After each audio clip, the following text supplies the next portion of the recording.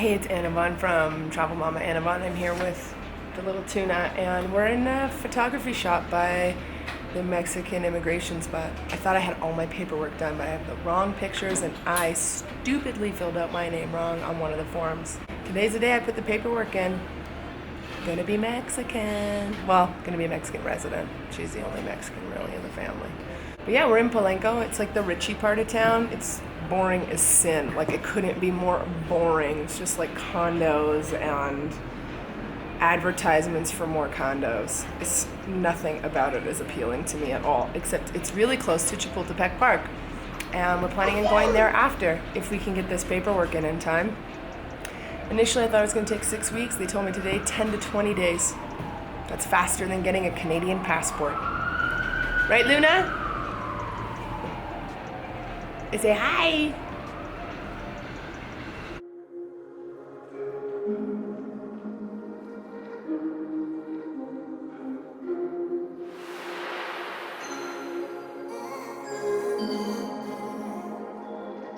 Works in. I just gotta wait 15 to 20 days to be Mexican, and now we're at the Canadian Embassy. And you know how I know we're there? Because there's snow. Look at all these pictures. Look at these pictures. Look at this. Snow dogs. Now, who's got those? Canada. Saskatchewan, eh? And this, Northern Lights. Yeah, we got those. What else we got? Ontario. Smog. That's what they show. Nice smog. Look at this guy. Quebec.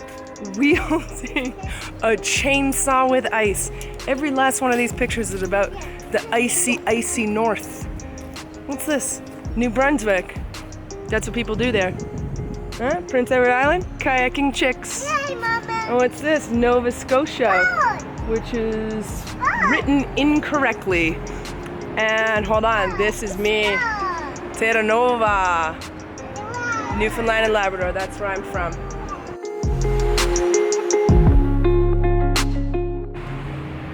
And it's closed.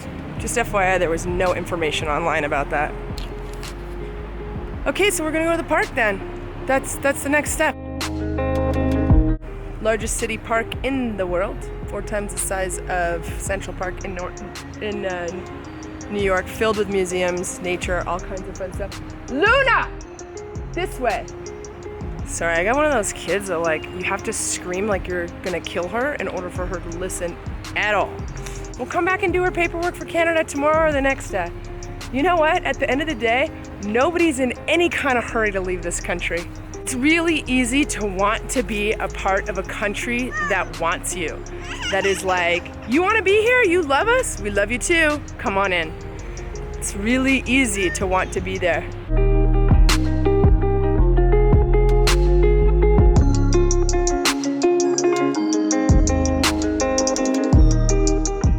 This is the entrance to the park.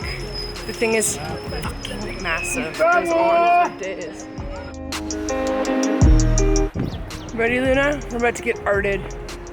One of the things I've learned about this park is that you come, you do one thing, you come back another day. It's vast, it goes on forever, it's never ending. There's no way to see it all in a day or even 2 days. So just pick at it till you're done.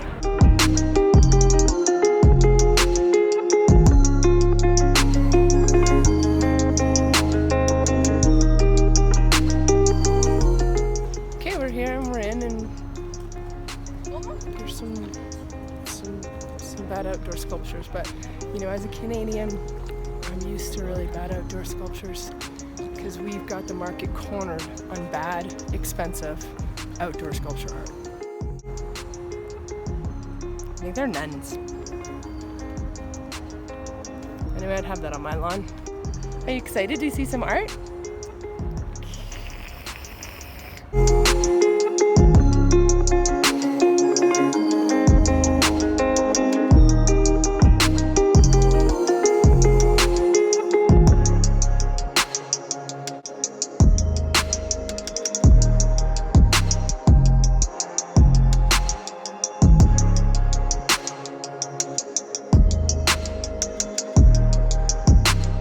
Back and it's day 2 and we're going to the Canadian Embassy, and this is the scene in our Uber. We're gonna put in Luna's paperwork so that she can continue to be a Canadian and I don't know, we're gonna go check some things out, like in Coyoacan, because I still find Palenque really boring. They call it the Beverly Hills of Mexico City. I've never been to Beverly Hills, but that means it's expensive. It's very pretty, but I mean, the whole damn city's pretty. It's very desolate, as rich neighborhoods usually are. You know, there's workers, but no people. Anyway, it's not for me, it's not my thing, but it's very pretty, and I'm glad that all the embassies are very close to each other. Everything's right here. There's a gorgeous Chapultepec Park we went to yesterday. The museum was a bit of a fail. In general, I find Mexico pretty good with kids, but when you go to a museum, they literally hate your child. They're so unhelpful, and there's a lot of security things, like, you know, we put all our bags in and everything yesterday, and then the security guard who watched us do all of it, and we were the only people there, then was like, oh, and all these things you have on you, you're not allowed to bring in. She can't bring in her Pez dispenser or your selfie stick or whatever. And I was like, why didn't you tell me this while we were checking our bag? One time they wouldn't let me bring a stroller, or they wouldn't let me bring my carrier in, but I had to bring a stroller at the Anthropology Museum. I've had a lot of bad luck at museums here. Anyway, embassies seem to love us, and now we're at the Canadian one. Canadian embassy failed, second time. Okay, yesterday it wasn't open, even though it said on Google that it was. And then today it's open, but for very small windows of time, which is their regular schedule, because that's what Canada's about. When people ask me if I miss it, I think of shit like this. Now, we're gonna have to come back a third time. None of this is listed on their dysfunctional website that was probably massively overpaid for, and it's absolute rubbish. Canada, eh?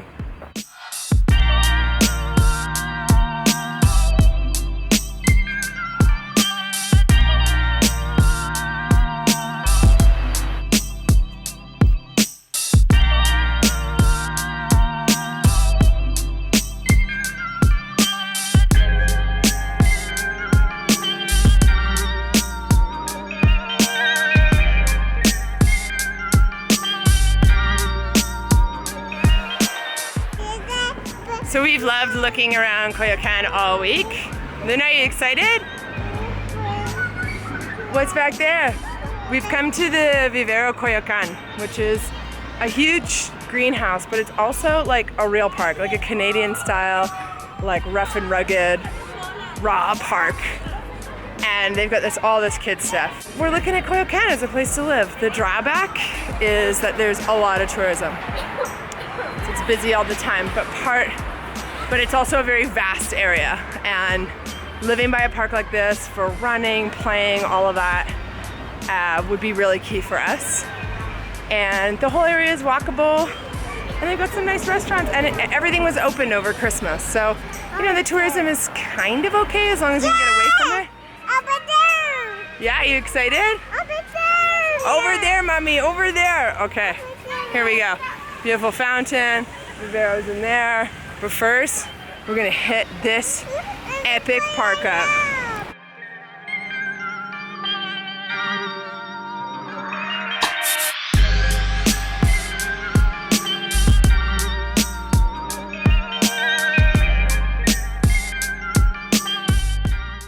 Here we are, and it's great. There's like kids playing basketball, there's that amazing park. This is like a treed area.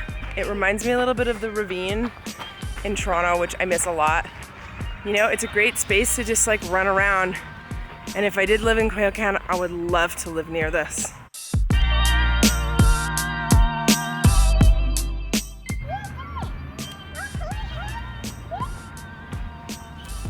You can hold the hand of the squirrel? I think that's a bad idea.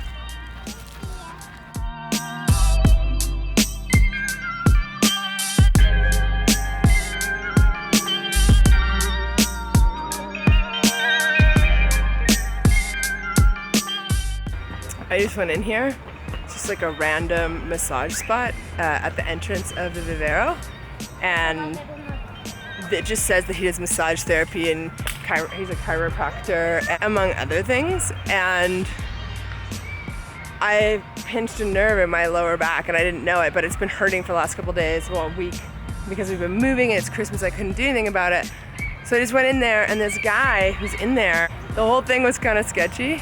And you know what? He fixed my damn back. He said I gotta come back 2 more times, but he did a really good job. He cracked my back as a chiropractor. He did deep massage for the nerve, and he did cupping on me for the low, low price of 20 Canadian dollars. Viva Mexico, people. I'm gonna love it here. This was the most beautiful place that we've been. I love the kids' playground. I love the Vivero. We adored this Vivero. And if I ever move to Mexico City, I'm gonna live right near this gorgeous thing and walk my dog in it every single day. Yeah, that's the dream, people. That's the dream. I mean, we showed you a little bit of Coyoacan over the last couple videos. This is one of the places that's on our list. Our next stop that we're going to is Cholula. We're gonna hit that up with our friend. It's a small town, just like an hour, oh my God, I'm gonna say west of the city. I don't even know. I could be messing all this up, but that's our next stop. We're gonna check that out and see what living near Mexico City feels like. Anyway, this is, I mean, I'm so in love, I can't even stop smiling. Adios. Adios, baby. So tired and toddlery. Okay, bye-bye. See you in Cholula.